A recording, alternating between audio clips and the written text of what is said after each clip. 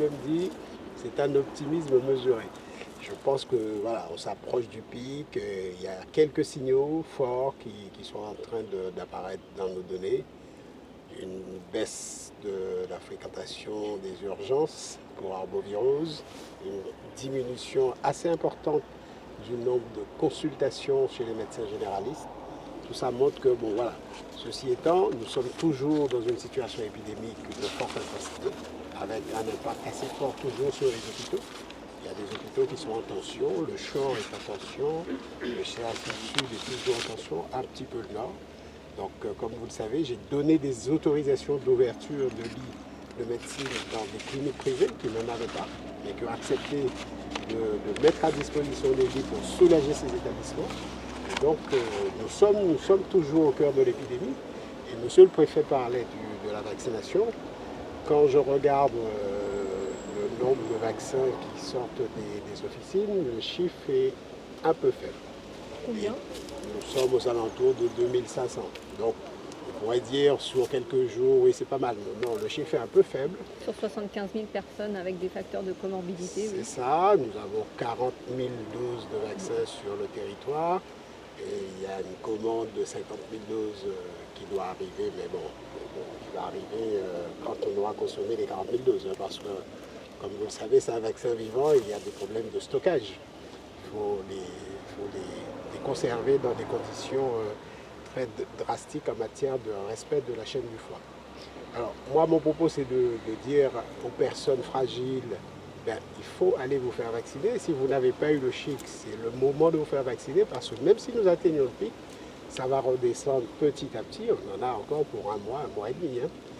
Et puis, nous sommes en discussion, nous avons discuté avec le ministre lui-même et nous allons élargir la cible. On avait commencé par les plus de 65 ans avec comorbidité.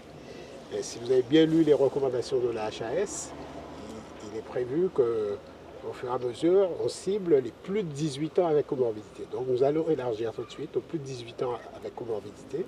Et je rappelle, parce que nous sommes sur le terrain, que les agents de lutte antivectorielle sont éligibles à la vaccination pour les volontaires.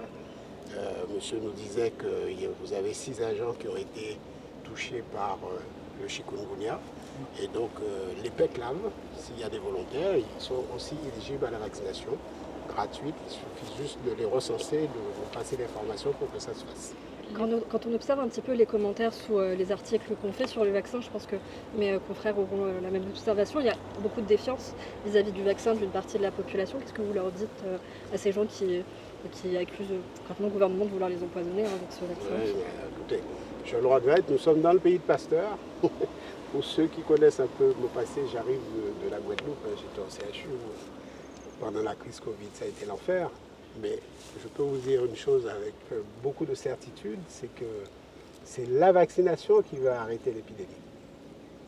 Alors, bien évidemment, il y a ce qu'on appelle l'immunité communautaire, c'est-à-dire les gens qui attrapent la maladie et qui deviennent, qui sont protégés naturellement après.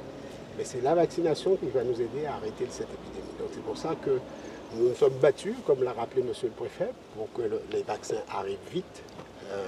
Je rappelle quand même que ce vaccin a eu l'autorisation de mise sur le marché par la Commission européenne des médicaments en juin 2024. Juin 2024. Juin 2024, il n'y avait pas de chikungunya à La Réunion, on n'en parle pas. Le premier cas, c'est le 24 août. Un cas isolé, autochtone. Puis au fur et à mesure, on a vu que les choses progressaient. On a saisi la Direction générale de la santé, qui a saisi la HAS au mois de décembre, et nous avons eu l'avis de la HAS fin février. Aucun médicament emprunte un circuit aussi court. Je veux dire, ils sont allés très très vite. La HAS a mis ce sujet en haut des priorités, et donc le vaccin est arrivé. Nous avons commencé le 7 avril. C'est très court, contrairement à ce qui peut se dire. Et encore une fois, les vaccins ne tuent pas, les vaccins soignent. Je veux dire, il y a beaucoup de pathologies en France qui ont disparu grâce à la vaccination. Et donc il faut espérer, nous sommes en zone tropicale, nous sommes dans une zone où les arboviroses sévissent. Il y a un vaccin contre le chikungunya, il y a un vaccin contre la dengue qui va bientôt, qui est sorti déjà, qui a même déjà eu l'autorisation de la Commission européenne du médicament. Et donc nous attendons aussi ce vaccin parce que ce sont des pathologies qui peuvent tuer. Nous avons eu 2 morts pour le chikungunya. Chaque année, il y a des personnes qui meurent de la dengue ici aux Antilles. Voilà. Et donc la vaccination est vraiment quelque chose de primordial dans la lutte contre une épidémie. Quand on a la chance d'avoir la vaccination, il faut se faire vacciner, notamment les personnes les plus fragiles. Peut-être